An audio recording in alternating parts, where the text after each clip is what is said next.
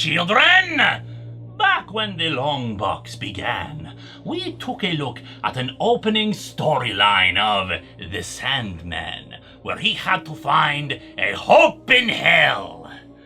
But now, let's see how he deals with a nightmare of his own creation, shall we? Our setting for this tale is one that should be familiar to many. A convention! But this is a very special convention. A cereal convention. And I know how much my children love cereal. Some people like fruit in their cereal, some people like milk. I personally like blood, but I'm old-fashioned. But this convention is actually a bit of a play on words. They don't mean cereal as in Captain Crunch, but rather Captain Crunch your bones after they've killed you. Yes, it is actually a convention for serial killers, murderers from across the land, all gathering together in this one hotel to discuss all sorts of things. How they're all just misunderstood, how to make money off your obsessive need to kill things, even a panel about the religious part of it. One guy who thinks he's God, while the others deny that, because they clearly get told by God to kill people, and he doesn't look like that. But there is a snag or two in this year's convention. For starters, the guest of honor, the family man, has not shown up. Oh no! They will need another guest of honor. How fortunate then that one particular serial killer of infamy has arrived, the Corinthian! Except the Corinthian is no ordinary disturbed individual. He is a nightmare. Literally! He was a creation of the Sandman, who, when Morpheus was imprisoned for so long, escaped and went out on his own, causing murder and mayhem in his wake. Another problem is that they were supposed to have the hotel all to themselves, but two guests remain in the hotel. One is Rose Walker, whose brother is missing, and the police have asked her to stay put. The other is her friend Gilbert, who knows stories. But that's not the only thing he knows, for in an elevator ride with the Corinthian, he recognizes him. But while the Corinthian knows nothing of Gilbert's presence, there is something odd that he and another killer or two notice. A rather nervous sort who doesn't seem to belong, claiming to be a killer known as the Boogeyman. The problem is that the Boogeyman has been dead for 3 years, and they soon discover who he really is, a magazine writer and editor for a magazine.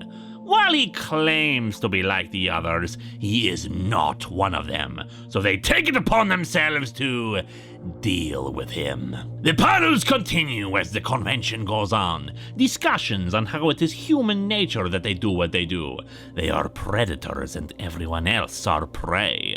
A panel on their psychology and how they're no different than their victims. And of course a panel on women serial killers and how they're all stereotyped as black widows or killer nurses. One killer called Funland can't help himself when he sees Rose Walker, deciding to play with her as he has other victims before. Fortunately, Gilbert left her a name she should contact if things get dicey.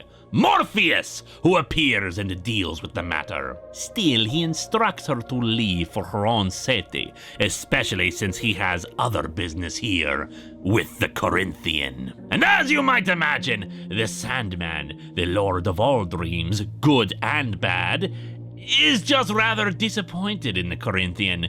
He was to be his most horrific masterpiece, a dark reflection of everything humanity would not confront in itself. And instead, he's just spent 40 years eating eyeballs and showing humanity there are bad people in it. Kind of lame, really.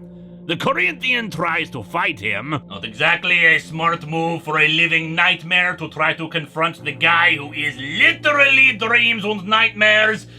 But maybe he's just oxygen high from all the air he breathes in through his eye mouths. And Morpheus destroys him, promising to do a better job of making him next time. As for the other serial killers, Morpheus is tired of them all living their own comforting daydreams of being heroes, being in the right. So he bestows upon them a new nightmare. self-awareness. They see themselves for what they truly are, how small and pathetic they really are. Not a happy ending for the misguided, the twisted, and the truly evil, but a happier ending for Rose. Gilbert has found her brother in the trunk of the Corinthians' car, alive but in need of a hospital. And while Rose was frightened by these events, none were quite as frightened as the serial killers, who retreated into the darkness again, confronting something in themselves they hoped they would never see again.